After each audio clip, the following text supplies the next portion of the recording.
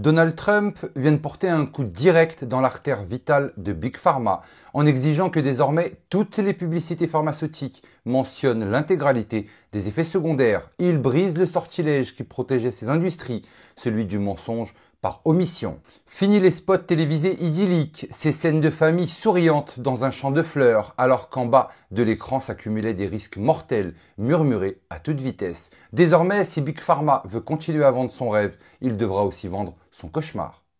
Et c'est là que la panique s'installe. PHRMA, le grand lobby pharmaceutique, s'insurge, ose même dire qu'un excès d'informations submergerait le consommateur. Traduction, si les gens savaient vraiment, ils n'achèteraient plus. Rappelons que les Américains payent leurs médicaments 2,5 fois plus cher qu'en France parce que les prix sont fixés librement par les laboratoires, une rente protégée par le silence. Mais le vent tourne. La FDA a déjà émis plus de 100 ordres de cessation. C'est un signal inédit. Le temps du marketing trompeur arrive à son terme. Et Robert Francis Kennedy Jr. le confirme dans une déclaration solennelle. Sous cette administration, les effets secondaires des vaccins seront signalés et étudiés. Les personnes qui en souffrent ne seront ni ignorées, ni marginalisées, ni calomniées, ni manipulées. Elles seront accueillies avec bienveillance. Un engagement clair. Le temps du déni est terminé. Pendant ce temps, au Canada, le silence devient assourdissant. Un rapport de 54 pages du JCCF démontre que les excès de mortalité explosent depuis 2020. Chez les moins de 45 ans, les décès ont bondi d'un tiers. Chez les enfants de 1 à 14 ans, plus 16%. Et en 2022, 15% des morts de jeunes ont été classés comme cause inconnue. On peut se demander quelle est la cause réelle de ce problème, Seulement 6% de ces décès ont fait l'objet d'autopsie, comme si la vérité devait rester enterrée. Et le plus glaçant, les décès Covid eux-mêmes ont augmenté après la vaccination massive. Mais silence, pas un mot des ministres de la Santé, pas un mot des médias canadiens, comme si les morts n'avaient jamais existé. Pourtant, certains osent parler. John Carpet, président du JCCF, l'affirme. Le Covid est devenu un culte. Les confinements étaient l'évangile et les vaccins, le rite sacré. Mais désormais, les données contredisent le dogme et les fissures apparaissent. Aux États-Unis, de nouveaux courriels révèlent que le docteur Anthony Fauci demandait à ses collègues de supprimer ces messages après lecture et d'ajuster les chiffres du Covid pour correspondre au narratif officiel.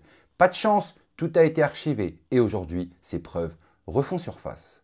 Et l'affaire pour aller encore plus loin. Selon Kirill Dmitriev, envoyé spécial de Vladimir Poutine, l'équipe Trump pourrait bientôt dévoiler la correspondance secrète entre le PDG de Pfizer et Ursula von der Leyen, surnommée Ursula Pfizer. Des mails qui, selon certains, expliqueraient l'opacité totale des contrats de vaccins et les milliards d'euros d'argent public envolés. Un scandale européen en gestation. Mais le plus explosif reste à venir. Robert Francis Kennedy Jr. dénonce désormais un véritable complot mondial de stérilisation orchestré par l'OMS et la fondation Bill Gates. Au Kenya, une campagne de vaccination antitétanique ciblant uniquement les femmes de 14 à 34 ans a révélé la présence d'HCG, une hormone utilisée pour provoquer la stérilité. Des tests indépendants l'ont confirmé et ce n'est pas un cas isolé. Des précédents ont été documentés au Nicaragua, au Mexique, aux Philippines. Un schéma mondial se dessine, sous couvert de santé publique, manipuler la reproduction humaine.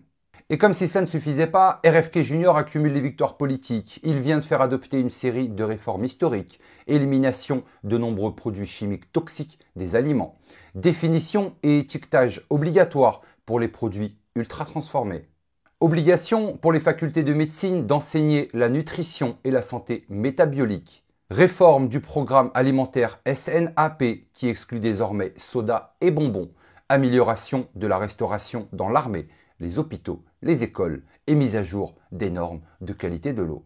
Des mesures concrètes qui frappent au cœur le modèle agro-industriel et pharmaceutique. Pas étonnant que les sénateurs liés à Big Pharma tremblaient devant lui. RFK Jr. est là pour durer. Et les révélations scientifiques s'accumulent. La plus grande étude de cohorte jamais menée aux États-Unis sur 18 468 enfants suivis pendant 10 ans révèle une explosion des maladies chroniques chez les vaccinés. Le docteur Toddy Roger, entendu au Sénat, est formel. Les épidémies d'autisme et maladies chroniques ne sont pas génétiques mais provoquées par des substances toxiques, principalement issues des vaccins. Ces chiffres sont implacables. Vaccination avec une naissance prématurée, risque multiplié par 12. Vaccination faite par césarienne, risque multiplié par 19. Et chaque jour, 315 enfants développent l'autisme aux États-Unis. Nous ne parlons pas d'une corrélation faible. Nous parlons d'une bombe sanitaire qui touche déjà plus de la moitié des enfants américains. Et que font les autorités? Elles se taisent. Elles laissent les victimes isolées, ridiculisées, censurées et traitent les familles comme des parias. Expulser les enfants non vaccinés de l'école, licencier les adultes refusant l'injection. Aaron Siri le dit au Sénat. Personne n'est traité avec autant de mépris que ceux qui ont dit non. Mais aujourd'hui, la donne change. Les emails de Fauci sont là. Les rapports canadiens circulent malgré la censure. Les chiffres des études américaines percent le mur médiatique. Et même Trump et RFK Jr. osent désormais s'attaquer à Big Pharma, à l'OMS et à Bill Gates. Nous assistons à la fin d'un âge, celui du mensonge institutionnel, à la naissance d'un autre, celui où les morts, les malades, les oubliés prennent enfin la parole. Alors la question n'est plus allons-nous savoir, la question est allons-nous avoir le courage de regarder la vérité en face. Car la vérité est déjà là, et plus rien ni personne ne pourra l'enterrer. Mais surtout n'oubliez pas, on n'est clairement pas au bout de nos surprises.